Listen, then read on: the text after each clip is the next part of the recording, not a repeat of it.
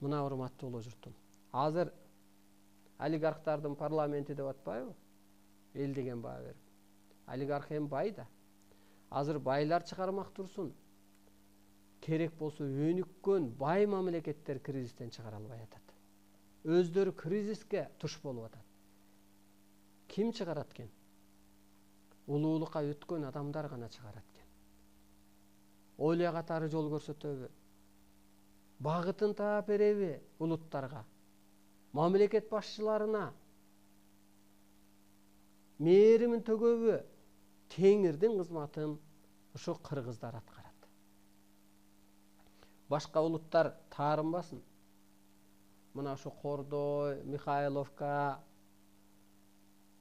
чектеш, кыргызга чектеш граница. Баары ушул эфирди көрөт. Бизге чалат ушу казакча. Казакта кандай болот деп, казактын орду кандай деп.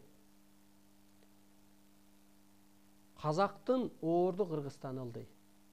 Эмнеге?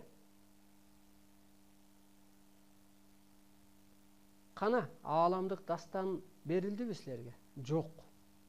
Ааламдык байланыш берилдиби? Жок.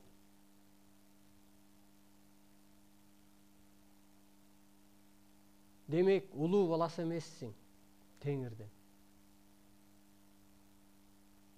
Бирок ушу казак эли улуулукка тез калыптанат. Эмнеге дегенде, өпкө да. Ушу духовий адамдар тез калыптанат.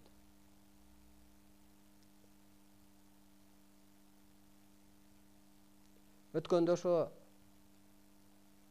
WhatsApp'тан бирөөлөр жөнөтүп коюптур, ушу биздин сөздү кыска кылып кыркып өзбектер. Ушу табиятка биринчи келген элбиз дейт. Анда эмне динозавр болбой бул кыргыз депчи. Ушу өзбек улутундагылар да көрүп атат. Өзбек улуту дагы өз ордун билиш керек. Өзбек улутун окумуштуулар тактаганда канындабы, танындабы арийдин же адам атанын сыпаты 23 гана процент бар. Кыргыздын 73-үндө бар. 73%. Демек, 100 кыргызды тизсең, 73-ü адамдык арийлик, тазалык бир сыпаты бар. Кыргызды өзбек, казак эмес, керек болсо бир кезде немис баалаган. Гитлер баалаган.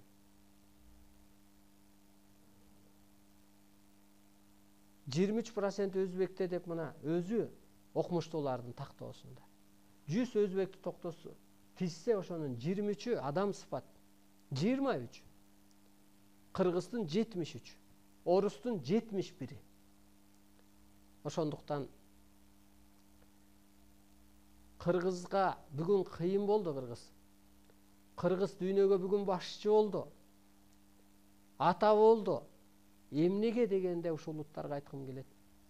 Кыргызга көктөн буйрулуп, адамзат багытын таппай, өздөрү ойлоп чыккан куралыбы, мыйзамыбы өздөрүнө ажал азап алып келген кезде, анан нурдан жаралган жомок менен жашаган Манастын кыргыз элине кайыптан илим, ишеним, энергия берилди.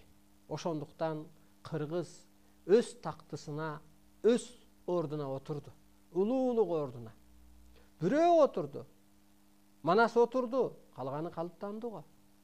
Ошо сыяктуу Арстаналай сиңирип алды. Ошол тил менен, ошол энергия менен, ошол улуу түшүнүк менен эртең кыргызды өстүрүп алат. Ошондуктан кыргызды тааныгыла. Кыргыз бул улут эмес, бир улуу күч экенин. Кыргыз бүгүнкү күндө ошол теңир керемет касиети менен, ою менен, талкуусу менен дүйнөнү тескеп соттоп атканы. Теңирдин ордун тирүү арбай, тирүү теңир, тирүү кудай катары аткарып атканын. Керек болсо ошол биздин тегибиз теңир болсо, теңир бизге ишеним берсе, биздин адамзаттын теги кыргыз болгондуктан адамзатты ойлоп атат кыргыз бүгүн. Адамзатка мээрим төгүп атат. Адамзатты куткарып калайын деп атат. Ошо теңир сыпат бул кыргызда болуп атат. кайтпас кыргыз. Теңир сыпаттары бар. Мээримдүү, кечиримдүү, батасы менен, назары менен жарата билген, коргоочу, ошо табияттын тилин билген, сырын билген, сырдаша билген, улуттардын оордун билген, диндин, саясаттын оордун билген улуу адам билет да. Улуу байке бөбөктөрүнүн, карындаштарынын сырын билет. Чоң ата балдарынын, кыздарынын сырын билет.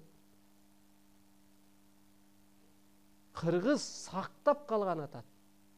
Кыргызга жоопкерчилик буйрулду. Адамзатты сактап калуу, табиатты сактап калуу деген. Теңир бизге илимин берип, өстүрүп, сынап, ишенимин берсе, эми кыргыз адамзатты ошо сактап калчу жоопкерчилик буйрулуп атат да, карасаңыз. Ошондуктан кыргызды мурункудай көргөнгө болбойт.